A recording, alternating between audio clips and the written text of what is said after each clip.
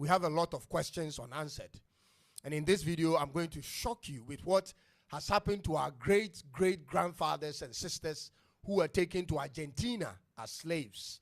If we, the black people, ever learned anything or understood how the world has treated us over the years, we would be more concerned about building our own continent and staying right here than looking for visas to overseas. This country, Argentina, that you love and support in football, has done more damage to our forefathers than many of the European countries.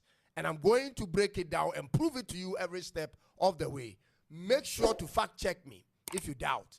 And also make sure to subscribe and click on the bell to see all of my videos. Let's get into it.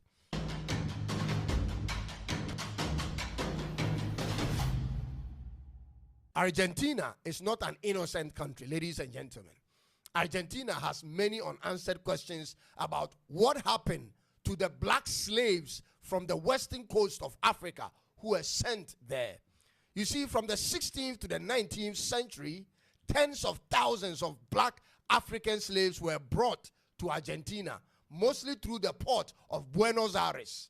I'm talking about some 300 years ago, and I need you to understand in the simplest way, ladies and gentlemen.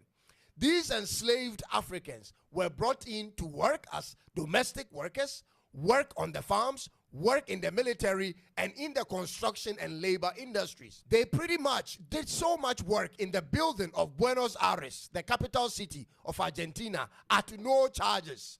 Their numbers grew over time, and at one point in the late 18th and early 19th centuries, up to 1/3 of Buenos Aires' population was of African descent. I mean, about 200 to 300 years ago in Argentina, every one person out of 3 people in Buenos Aires was a black person.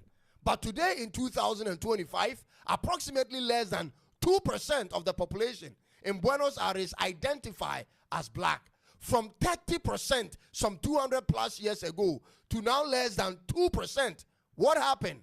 Where did the black people who built Buenos Aires disappear to? Argentina, what did you do with them? Ladies and gentlemen, this is what my research work got me. And like I said earlier, you have to fact check me if you doubt. But when you find me credible, you have to subscribe and click on the notification bell. Now, 2 major initiatives happened in Argentina that significantly reduced the population of the black slaves at the time. Number 1, from 1810 to 1818, the Argentinians went into a war with Spain for their independence. It was called the Argentinian Independence War. And guess who the leadership of Argentina drafted to fight in that war? Ladies and gentlemen, they drafted all the black slaves, particularly the black male slaves. The war went on for about 6 years straight. And in that time, most of the male black slaves were at the forefront of the war, and they died. It was mandatory for all black male slaves to fight in this war. Tens of thousands of them died fighting for Argentina. The very freedom the people of Argentina have today was given them through the shed blood of our ancestors. But the Argentinians never talk about it. They never show it in any of their independence stories, ladies and gentlemen. They just erased it. Then right after that war was the Paraguayan War from 1864 to 1870. Argentina joined forces with its allies, Brazil and Uruguay, to fight off the Paraguay country from its ambition to take over navigation routes and territories. Here again, the remnants of black slaves were put at the forefront, and thousands died in that war. These 2 incidents were the first initiative by the Argentinian leadership at the time that drastically reduced the population of the black slaves in Buenos Aires. It was a deliberate attempt by the Argentinian government to naturally exterminate the black race from their newly independent Argentinian society. Then after building Buenos Aires, after the black people fighting and building Buenos Aires in the wars for the sovereignty of Argentina, the worst thing ever happened to them. The now independent country of Argentina in the late 19th to early 20th century embraced a white European identity as their national identity. They simply pulled out an eraser and wiped out the black identity as an identifier in the new Argentina society. Ladies and gentlemen, in the 1887 census of Argentina, they excluded black from the options as an identifier. It was only white and other colors. And at this time, the population of the black people were less than 2%. They chose to forget the contribution of the black people. Their immigration policies instead favored Europeans like Italians, Spanish, and Germans. They had forgotten about the existence of the black people, similar to what the Americans did to the black people after their Civil War. They slave you, they abuse you, and then they dump you. And so from 1887 onwards, you could not identify as black even if you were one. This is why we don't see any black people in their politics and in their entertainment industry nor in their football team. They kept disappearing till this day. Where did they all go, ladies and gentlemen? They died in wars for Argentina. As it is now, the only event that recognizes the history and contribution of black people in Argentina is the El Dia de los Afro-Argentinos, which happens on November 8th every year. Again, similar to how America has a Black History Month. Buenos Aires, in a space of 50 years, moved from 30% black population to less than 2%.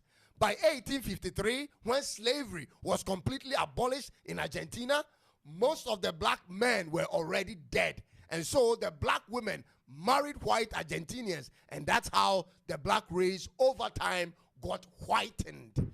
They went in black and came out white. The few known black soldiers who were recognized as heroes in the wars were Maria Remedios del Val, who was a nurse. She was wounded, captured, and tortured by Spanish forces severally, but kept returning to the battlefield, ladies and gentlemen. The truth is this: after Argentina's independence, she was left in poverty and had to petition Congress to recognize her service to the nation.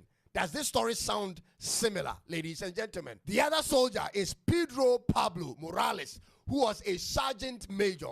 Antonio Ruiz is another recognized black soldier who was executed in 1824 as a prisoner of war for refusing to raise the flag of the Spanish people. And finally, Colonel Jose Maria Morales. They fought and laid down their lives for the freedom of Argentina.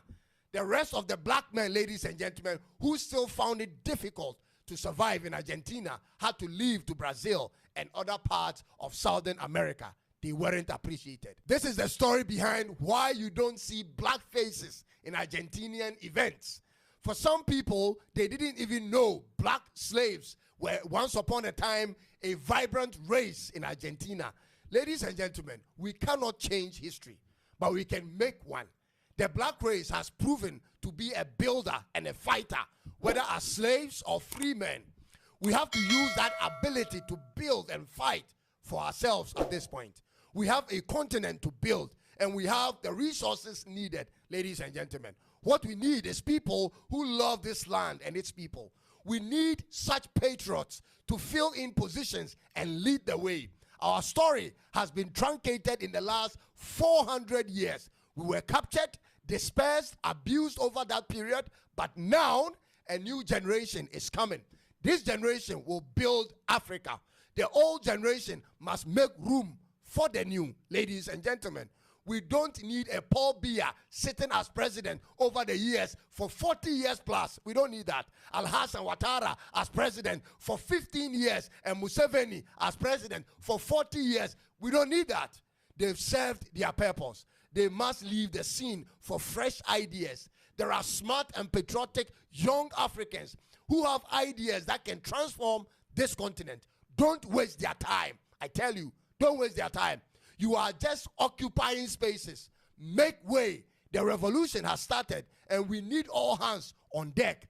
This is Africa's time to shine, ladies and gentlemen. And to all black people from any corner of the world, you are from here. You are needed here.